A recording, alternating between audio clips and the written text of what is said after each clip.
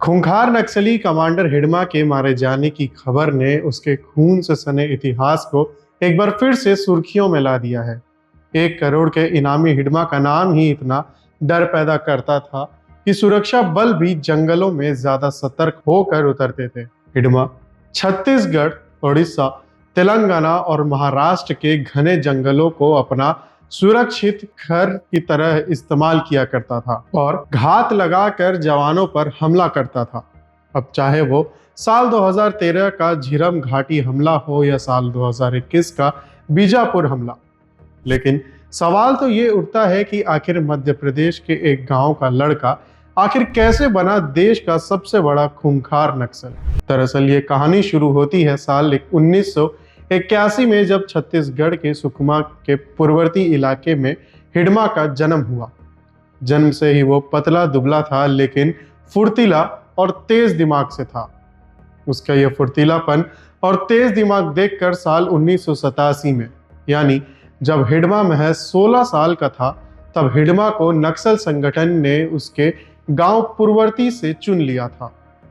तेज दिमाग होने के कारण वे चीजों को झट से पकड़ लेता था।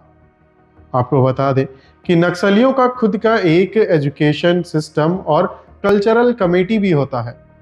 वहीं से हिडमा ने पढ़ना, लिखना और गाना बजाना सीखा। ट्रेनिंग पूरी होते ही उसकी पहली पोस्टिंग महाराष्ट्र के गढ़चिरौली इलाके में कर दी गई।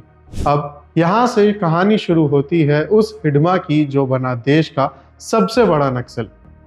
पहला, साल 2010 का वो हमला जिसने हिडमा की हैसियत उसके संगठन में और बढ़ा दी थी। ये हमला था ताड़मेटला में 76 जवानों की हत्या। दरअसल 6 अप्रैल 2010 को दंतेवाड़ा जिले के ताड़मेटला क्षेत्र में सीआरपीएफ की 62वीं बटालियन के जवान सर्चिंग ऑपरेशन पर निकले थे। यह इलाका पूरी तरह से विकास से कटा था, जिसे नक्सलियों ने अपना सबसे सुरक्षित घर बनाकर रखा हुआ था। ऐसे में सीआरपीएफ के जवानों को नक्सलियों को इस इलाके से खदेड़ने के लिए मोर्चे पर तैनात किया गया, जिससे सीआरपीएफ के जवान यहां लगातार सर्चिंग करते रहते थे। लेकिन उस दिन सर्च पर निकले जवानों को इस बात की भनक भी नहीं थी, या यूं कहें कि जरा सा भी अंदाजा नहीं था कि जंगलों के बीच पहले से बिछाई गई घात उनकी प्रतीक्षा कर रही है, क्योंकि यहाँ एक साथ 500 से ज्यादा नक्सलियों ने सीआरपीएफ जवानों पर हमला बोल दिया था। इस हमले के बाद हिडमा की ताकत और आत्मविश्वास और बढ़ गई। इसके बाद आता है साल 2013 का झीरम घाटी नरसंहार, जहां उसने 27 लोगों को मार गिराया, जिसमें कांग्रेस के शीर्ष नेता भी शामिल थे।